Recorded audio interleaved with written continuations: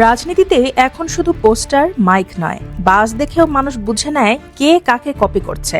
তাই হঠাৎ করে রাস্তায় নতুন ঝকঝকে একটি মাল্টিমিডিয়া বাস নামতেই সোশ্যাল মিডিয়ায় প্রশ্ন উঠল, এটা কি আবার অন্য কারো বাসের অনুকরণ?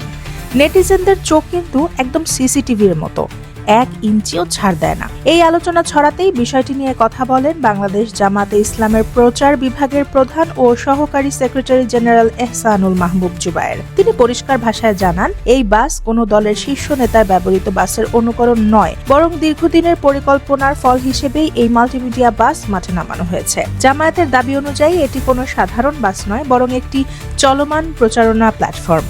বাসের ভেতরে রয়েছে আধুনিক মাল্টিমিডিয়া সেটআপ, বড় স্ক্রিন, উন্নত সাউন্ড সিস্টেম ও প্রয়োজনীয় প্রযুক্তি। অর্থাৎ যেখানে যাবে বাস সেখানেই চলবে ভিডিও, অডিও সহ পূর্ণাঙ্গ প্রচারণা। অনেকের কৌতূহল ছিল, এই বাস কি দলের আমির ডক্টর শফিকুর রহমানের জন্য? জবাবে জামায়াত জানায়, বাসটি কোনো নির্দিষ্ট নেতার ব্যক্তিগত ব্যবহারের জন্য নয়। গণভোটে হ্যাঁ ভোট এবং জাতীয় নির্বাচনে দাঁড়িপাল্লা প্রতীকের প্রচারণার কাজেই এটি ব্যবহৃত হবে। কর্মীরাও প্রয়োজনে বাসটি ব্যবহার করতে পারবেন। বাসের রং ও ডিজাইন নিয়েও ওঠে কপি বিতর্ক। তবে বাস ক্যাম্পেইন টিমের সংগঠক আব্দুর রহমান জানান, এই বাসের ব্র্যান্ডিং পরিকল্পনা করা হয়েছে নভেম্বর মাসে এবং এটি সম্পূর্ণ জামায়াতের নিজস্ব নির্বাচনী ব্র্যান্ডিং কালার অনুযায়ী। তার ভাষায়, আমরা কপি করিনি, বরং আমাদের কালারই কপি করা হয়েছে।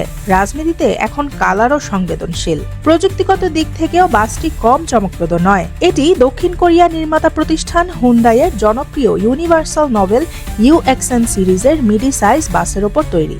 শক্ত কাঠামোর কারণে ভারী মাল্টিমিডিয়া সরঞ্জাম থাকলেও নিরাপত্তা ও স্থায়িত্ব বজায় থাকে। প্রসঙ্গত, বিএনপি চেয়ারপারসন তারেক রহমান দেশে ফেরার পর থেকে লাল সবুজ বুলেট প্রুফ বাসে চলাচল করছেন। সেটি মূলত নিরাপত্তার জন্য ব্যবহৃত একটি শীতাতপ নিয়ন্ত্রিত মিনি বাস।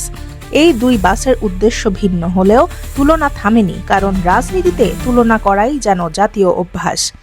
ঢাকার মিরপুর 10 এলাকায় আনুষ্ঠানিকভাবে বাসটির উদ্বোধন করেন জামায়াতের আমির ডক্টর শফিকুর রহমান। তিনি বলেন, শান্তিপূর্ণ ও ইতিবাচক রাজনৈতিক পরিবেশ বজায় রেখে জনগণের কাছে দলের বার্তা পৌঁছানোই এই উদ্যোগের মূল লক্ষ্য। তবে উদ্বোধনের পরই শুরু হয় আলোচনা, আর সেটাই প্রমাণ করে বাসটা যাই হোক, আলোচনায় কিন্তু ফুল স্পিডে চলছে।